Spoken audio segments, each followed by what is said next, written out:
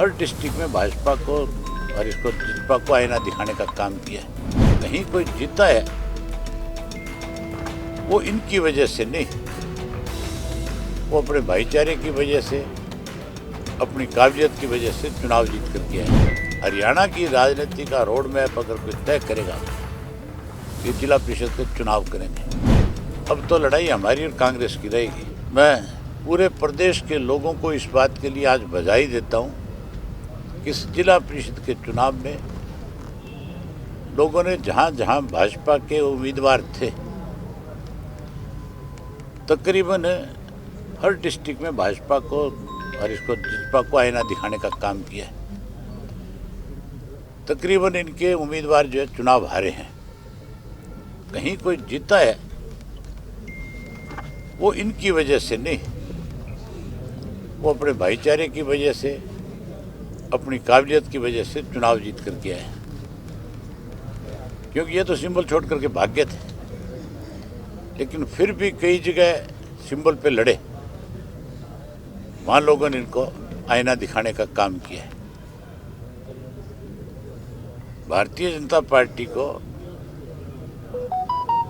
मैंने पहले भी एक बात आपसे कही थी। आदमपुर के चुनाव के बाद भाजपा के लोगों ने बहुत पीठ थपथपाई थी और ये कहा था कि अब 2024 हमारा है। मैंने कहा था कि आदमपुर चुनाव जो है वो भविष्य तय नहीं करेगा। आदमपुर का चुनाव तो भजनलाल वर्सेस था, उस परिवार के खिलाफ था, और वहाँ तो लोगों ने वोट चौधरी भजनलाल के परिवार को देना था और उनके खिलाफ डालना था।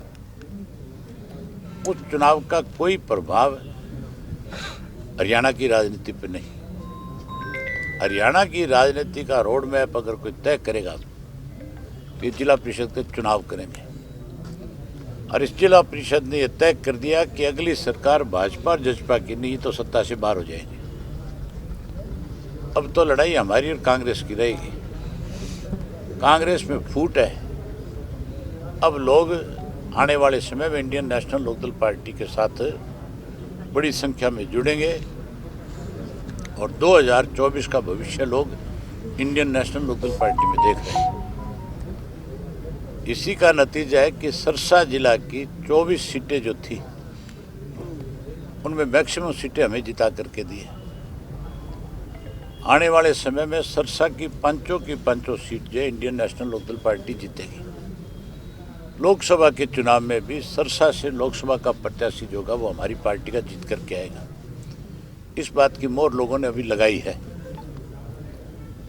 टोटल वोट जब काउंट करोगे कौन कितने वोट कितने परसेंट किसको मिला है, उसमें आप देखोगे तो सबसे बड़ा परसेंटेज ऑफ वोट जो है वो इंडियन नेशनल लोकदल पार्टी का होगा। जिसको लोग कह रहे थे खत्म होगी, लोगों ने उनकी जाड़ चेप दी। अब की बार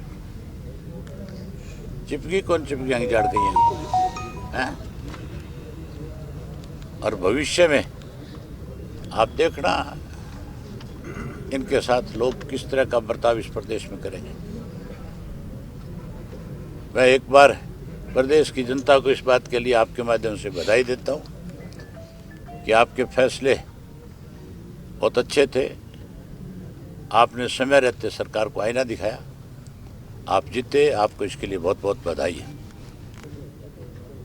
अब कल पता लगेगा टोटल नतीजों का कि किसके कितने जीत करके आए हैं सिंबल पे, उसके बाद तय होगा। ये भी जो यहाँ जो आम आदमी के नाम पे जीते हैं, इन सब से हमारे बहुत पुराने रिश्ते हैं।